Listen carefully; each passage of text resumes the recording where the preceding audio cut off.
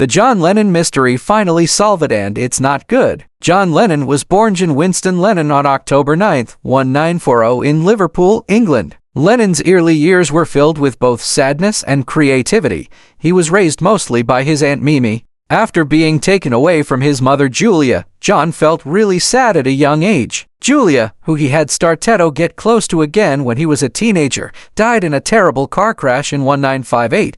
This loss would make him sad for the rest of his life and show up often in his songs. Even though his life was messy, Lennon was a rebel with a smart mind from when he was little, things that would later help create both his amazing music and bold personality. In 1957, Lennon started a music group called the Quarrymen, which turned into the Beatles after Paul McCartney and George Harrison joined. Ringo Starr finished the group in 1962 with Lennon as a main songwriter and singer. The Beatles became more successful than any band ever, starting British invasion and changing pop music into real art. His songwriting team-up with Paul McCartney is thought to be the most successful in history, creating amazing songs like Help, All You Need I Love, A Hard Day's Night, Come Together, and Strawberry Fields Forever. Lennon's song words filled with humor, honesty, weird ideas, and political thoughts pushed the limits of what rock music could say and do. Over the next few years, the Beatles had amazing success, changing from a popular British rock band into a worldwide music sensation. From 1963 through the late 1960s, their fame grew to incredible hits, often called Beatlemania. They ruled the music charts in both the UK and the United States with hit after hit like I Want to Hold Your Hand, She Loves You, A Hard Day's Night, and Help. Their musical growth showed with each album, going from simple love songs to complicated songs that mix different styles. The release of Sgt. Pepper's Lonely Hearts Club Band in 1967 was a creative high point not only for the band but for rock music itself. Their fame went far beyond music. The Beatles were seen as leaders of a cultural revolution that mixed youth, freedom, politics, fashion, and rebellion. But the unexpected death of their longtime manager, Brian Epstein, in 1967 was a terrible blow that started a slow falling apart of the group's togetherness. Epstein, often called the fifth Beatle, had been the glue that kept the group's buzziness, stuff, and personalities working together. His sudden death from an accidental drug overdose left a leadership hole that no one in the band could fill. Problems soon got worse, especially over creative control, money decisions, and the influence of outside people. John Lennon's growing relationship with avant-garde artist Yoko Ono, Paul McCartney's push for his future father-in-law to manage the group, and fights over the band's new business direction under Apple Corp all made the cracks bigger.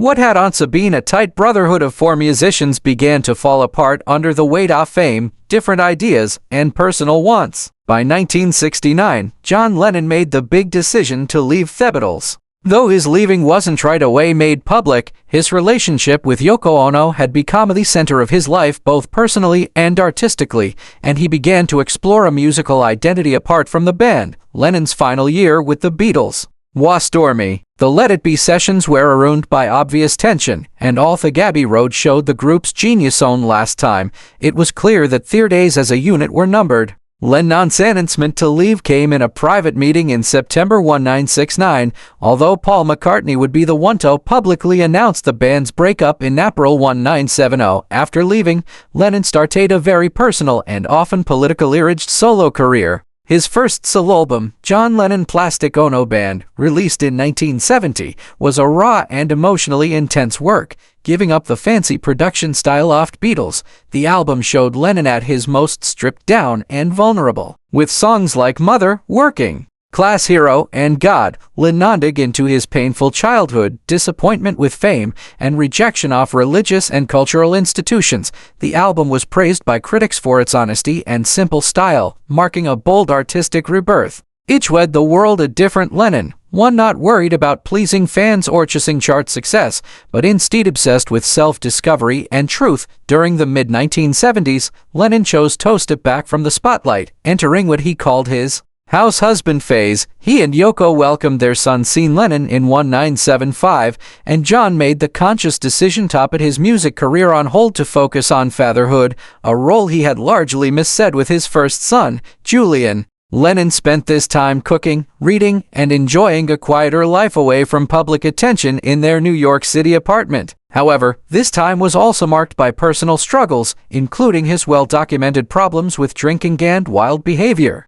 In the years before his break, Lennon went through what Hellitter called his lost weekend, an 18-month separation from Yoko during which he lived in Los Angeles and drank heavily and partied with other celebrities, including Harry Nilsson and Ringo Starr. There were many incidents, including a famous kicking out from the Troubadour Notable for disruptive behavior. The episodes made headlines and showed the deep emotional pain Lennon was going through as he tried to find balance in his post-Beatles life. After a 5-year break, Lennon made a highly anti-Sipitedron return to music with the 1980 release of Double Fantasy, an album recorded with Yoko Ono. The record was a celebration of their love, maturity, and newfound opinions, featuring songs like Just Like, Starting Over and Woman, each with a renewed Lennon with themes of family, making up, and peace. Critics were at first divided, but the album gained popularity as fans were thrilled to hear Lennon's voice again. John Lennon's personal life went through several life-changing stages, beginning with his first marriage to Cynthia Powell. The two met while they were both going to the Liverpool College of Art in the late 1950s. Cynthia, a quiet and polite young woman, was first drawn to Lennon's magnetic charm, rebellious spirit, and growing musical talent. Despite John's often moody and unpredictable personality, a romance bloomed between them during their student days. Their relationship grew more serious, and when Cynthia became pregnant in mid-1962, Lennon, still dealing with the early stages of Beatlemania, decided to marry her. Feuding took place on August 23, 1962 in a quiet civil ceremony at the Mount Pleasant Register Office in Liverpool. It was a modest affair, largely overshadowed by Lennon's rising fame with the Beatles. Shortly afterward, on April 8, 1963, the couple welcomed their only child, a son named Julian Lennon, who would later grow up to become a musician in his own right. However, the demands of Lennon's skyrocketing career and the ever-presentios of fame soon began to hurt their marriage. As Beatlemania swept the world, John spent increasingly less time at home, often touring or recording, and Cynthia found herself raising their son largely on her own. John's emotional distance, frequent absences, and cheating created a growing crack in their relationship. Additionally, his growing use of drugs and the pressures of being one of the most famous people on Earth made home life difficult. The situation got worse in the mid-1960s when Lennon began to feel increasingly cut off from his life and wanted a deeper spiritual and artistic connection. By the time John met avant-garde artist Yoko Ono in 1966 at an art exhibit in London, his marriage to Cynthia was already on shaky ground. His connection with Yoko is immediate and deep both intellectually and emotionally, and it sped up the end of his first marriage. John and Cynthia officially divorced in November 1968 after 6 years of marriage, marking the end of a chapter in his life that was closely tied to his early fame in the pre-psychedelic Beatles era. In 1969, Lennon took a bold step by marrying Yoko Ono, a Japanese-born multimedia artist, singer, and outspoken peace activist. The two had become inseparable in the years following their first meeting and shared not only a romantic relationship, but also a deep spiritual and creative partnership.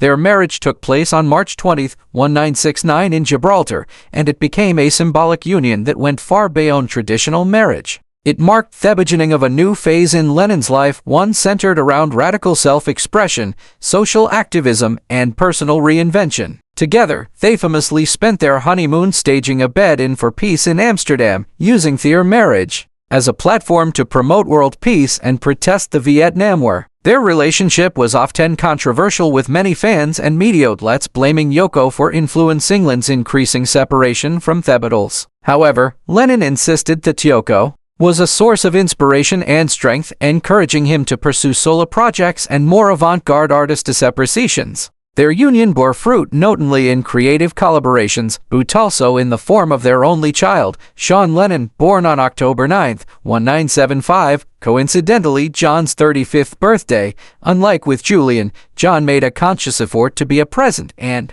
caring father to Sean. He took a 5-year break from the music industry to become a stay-at-home dad, focusing on baking bread, raising his son, and building a quieter, more grounded home life in New York City. Yoko continued to manage their business and artistic efforts during this time, cementing Harold not just as a muse, but also as a powerful influence on his post-Beatles career. Her impact was obvious in many of Lennon's solo albums, including Jimagin and Double Fantasy, where her experimental and boundary-pushing gap-rich to art mixed with Lennon's more melodic and thoughtful style. Their relationship, though frequently watched by the public, was deeply intimate and collaborative, lasting until Lennon's tragic assassination in 1980. For decades, countless fans, historians, and conspiracy theorists alike have been haunted by the circumstances surrounding life and tragic death of John Lennon. Though the basic facts of his assassination on December 8, 1980, outside the Dakota Building in New York City have long been known. Shot by a Crosby fan, Mark David Chapman. The full story behind his murder, the questions of why and how, and the broader context of his life's finaliers have remained covered in layers of uncertainty, conflicting stories, and painful guessing, but recently found documents, long withheld interviews, and hidden recordings may have finally solved the mystery. And the truth is far darker than anyone had hoped. The new revelations don't just revisit tragic night of Lennon's murder. They dig deep into a psychological and political underworld, raising uncomfortable questions about surveillance, manipulation, and whether John Lennon, once a symbol of peace, became too dangerous for certain powerful interests. For years, rumors had swirled that Lennon was on an FIB-watch list, a detail confirmed decades later through declassified files. But mystery grew murkier when insiders close to Lennon began to speak out, hinting that his phone calls had been monitored. His public appearances tracked, and his political activism, particularly his opposition to the Vietnam War, and his support for radical groups had made him an enemy in some of highest circles. Was Lennon's assassination simply the act of a mentally ill man seeking fame, or was it something far more planned? This unsettling question has gained traction as new research suggests Chapman may have been more than just a lone wolf, though he famously carried the catcher in the rye and cited the book as his manifesto. Further analysis of his psychiatric history, inconsistencies in his memory of events, and his strangely calm behavior after the shooting have sparked theories about psychological suggestion, some pointing to potential links to intelligence programs like MKUltra. Even more disturbing are the insights drawn from Lennon's final interviews, especially his haunting statements in 1980 that he felt watched and unsafe. He spoke openly about the pressures of fame, the betrayal of old friends, and the overwhelming sense of being surrounded by people who wanted to silence him, not just artistically, but permanently. "You don't know how close to the edge you've been," Lennon said in one of his last conversations, "and how many times you've looked over it." In recent months, a former security consultant who once worked with high-level intelligence agents and later claimed to have been assigned to monitor cultural figures released a memoir under pseudonym. In it, he described Project Eclipse, a cold operation designed to neutralize public influencers deemed subversive threats.